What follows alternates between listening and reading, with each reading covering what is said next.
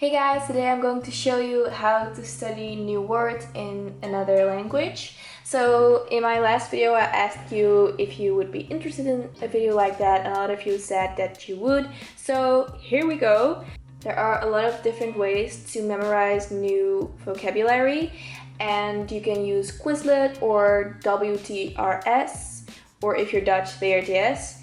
Or flashcards, but what I don't like about these methods is that they take such a long time because you either have to type all these words on your laptop or you have to make all these flashcards, and it just takes so much time. So this is a method that I learned in high school, and I'm going to show you how I learned these words. And if you use this method, you will definitely memorize these words for a very long time.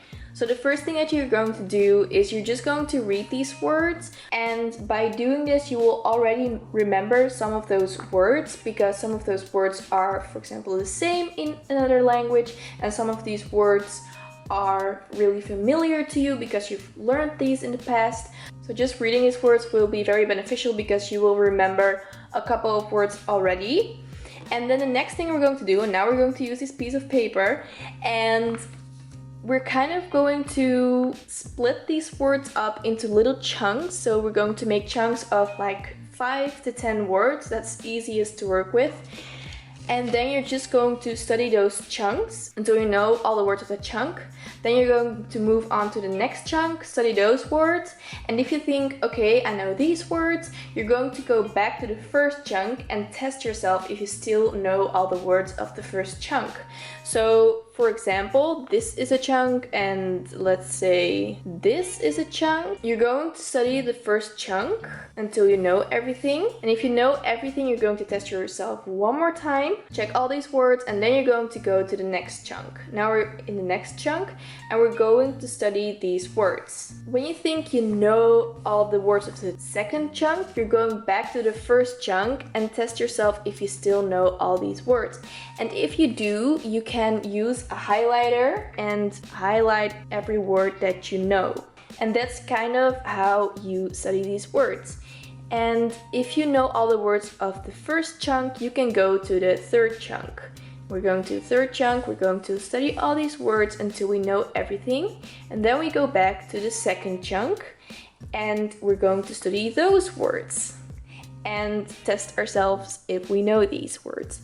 And if you know all these words, if you still memorize these words, you're going to highlight them, and then you will see that you have studied a lot of these words already, and then you can move on to the fourth chunk and study those, etc.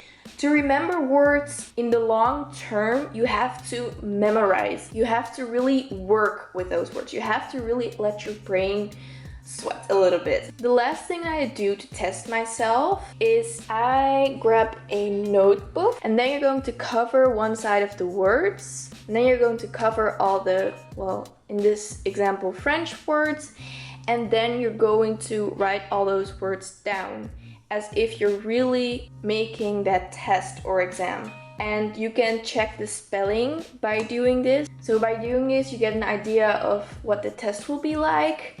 And you will also test your spelling, because in some languages spelling is pretty complicated.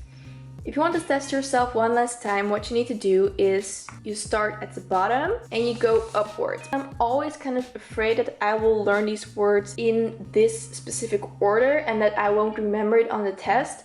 By learning these words from the bottom to the top, you learn them in another direction. So if you test yourself and you still memorize all the words, you know that you haven't studied them in that specific order, but you also remember the words when they are in a more random order.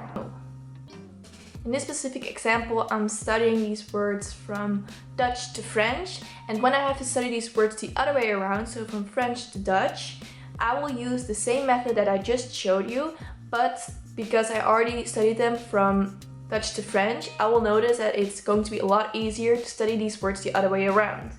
The test paper that we just used to check if we know the spelling is a piece of paper that we can use to study these words the other way around and to test yourself. So when you're using this method, you will notice that once in a while you will stumble upon a word that you just can't seem to remember. No matter how many times you reread the word and how many times you say the word, it doesn't matter, you just can't get it in your head. Don't spend much time wasting to learn that word, to memorize that word. Write it down on another piece of paper, and every time you stumble upon a word that you just can't remember, write it down on that piece of paper. And when you're done studying, you have a list of words, like 20 words or something, that you really have to learn by heart. And by this, you're not wasting any time during your study session on trying to remember a word that you just can't remember anyways. You will save it till the very last part of your study session, and then you can really focus on the words that you just can't remember.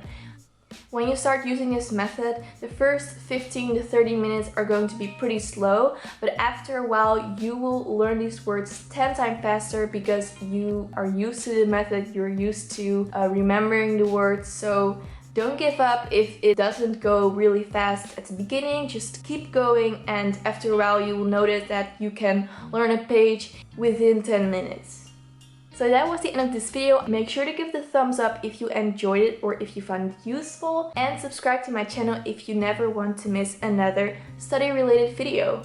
Make sure to check out my Instagram if you want to see more motivational pictures and more captions and more updates on my personal student life, and visit my website if you want to read more study tips. I'll see you next time, guys.